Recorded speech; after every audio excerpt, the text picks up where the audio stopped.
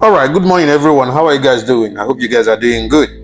So, update on Mazi Nnamdi Kanu's case. I will read out what they say that is the outcome of the court case today, dated on the October 16, 2025. Sorry.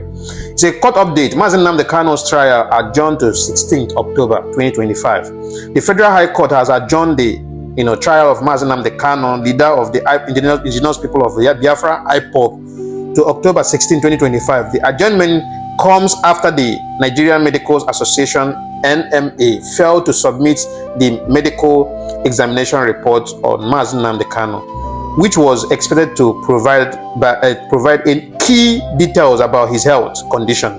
During today's hearing, the prosecution requested additional time to submit the report, arguing that the document is crucial for the court to proceed.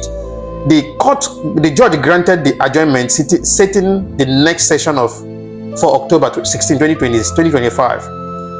The development means that the case will remain in court for another week, keeping attention on the medical report and what it could reveal with the next hearing just around the corner.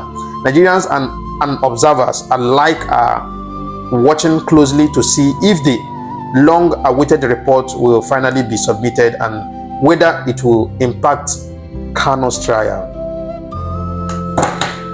This is crazy, honestly speaking. For real, for me, I was even expecting a positive outcome today on today's court case, but Nigeria, as usual, have played the role.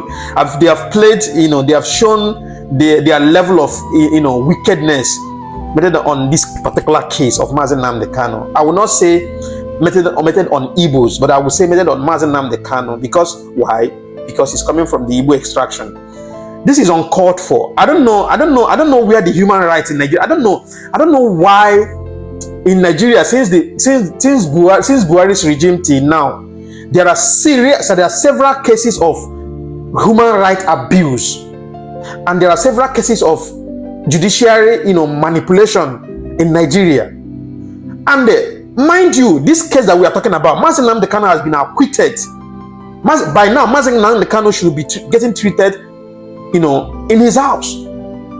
Mazi Nnamdi Kanu should have gone to meet his family, his children and his wife. But because of the wickedness that is meted on this man, they are still keeping him in detention. And I have a question. I have one particular question that I want to ask. The question I want to ask, is it Igbo people? Is it the Igbo elites that are holding Mazi Nnamdi Kanu, or Hausa people, or Yoruba people? That is the question that I want to ask. Because I remember vividly when Sunday Igboho was arrested in Benin Republic. Sunday Igboho was arrested, and all the Yoruba elites and their leaders and their traditional rulers came out en masse to demand for Sunday Igboho's release. And within few months, Sunday Igboho was released. As I'm speaking to you, Sunday Igboho is walking freely today. Why are they still keeping Mazi Nnamdi Kanu up to today? I've asked this question several times and I've not gotten the answer that I need. Now, why is it that the Igbo politicians are quiet about what is going on with in the case of Mazi Nnamdi Kanu? Why are they so quiet? In fact, we cannot say that we are being marginalized. It's because we are Igbos. It's because of this. Igbo people this. We Igbo people, we complain about everything. We see marginalization in everything. But the fact remains that the problem that we are having in Igbo land, the main problem that we're having is not from the north. It's not from the west. It's not from the south. It's from the southeastern elite, the southeastern politicians, the grassroots politicians. They are the ones holding us ransom.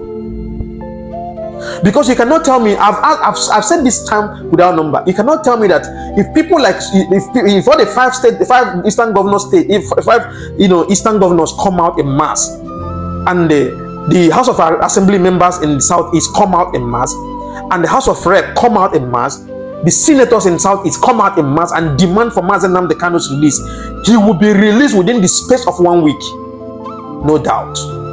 Why are they still keeping quiet? That is the question that I want to ask. And I read on one blog, there's one guy that is always talking nonsense on Facebook, talking about Mazi Nnamdi Kanu. He said something, and somebody commented. He said that the guy said on that comment, he said he is happy that Mazi Nnamdi Kanu is still in detention. And when he made that comment, I checked his profile. Mind you, this is an Igbo man. This is an Igbo guy that made this comment. He said he's happy that Mazi Nnamdi Kanu is still in detention because why? He wanted to make himself the emperor of the southeast. Sorry guys for the interruption. So he made this comment. I screwed down. I checked his profile. He's an Igbo man. And the reason why, this is a clear indication that the reason why they are still holding Mazi Nnamdi Kanu ransom is because they feel intimidated, and they feel like once he's released, he will become the emperor of the east, he will become this, he will become that. But they forgot that without releasing Mazi Nnamdi Kanu is a problem for them. And if Mazi Nnamdi Kanu is still released, there is still a problem for them. That is one thing these eastern politicians are not even thinking of. And mind you, people like Hope Uzodinma that is close to Tinubu, that knows very well that he has the capacity to tell Tinubu, please, let's release this our brother to go home. And he failed to do it. And he failed to understand that he can never be governor forever, and he can never be in power forever. Power is transient. When it comes to you, it moves and go to another person. And I can tell you for free, with the atrocities these guys have committed in the southeastern part of Nigeria, I can tell you for free that, to be honestly speaking, he's not doing himself and the people of Igbo and the Igbo people, he's not doing us a favor, to be honestly speaking. So my main message here is release Mazi Nnamdi Kanu unconditionally, because court have already acquitted this case, and Mazi Nnamdi Kanu should be released from the DSS detention. And mind you, why is it that they are keeping Mazi Nnamdi Kanu in detention, DSS detention for the past 4 years? Why not in the correctional center? Why in DSS custody? Is that not abuse of human rights?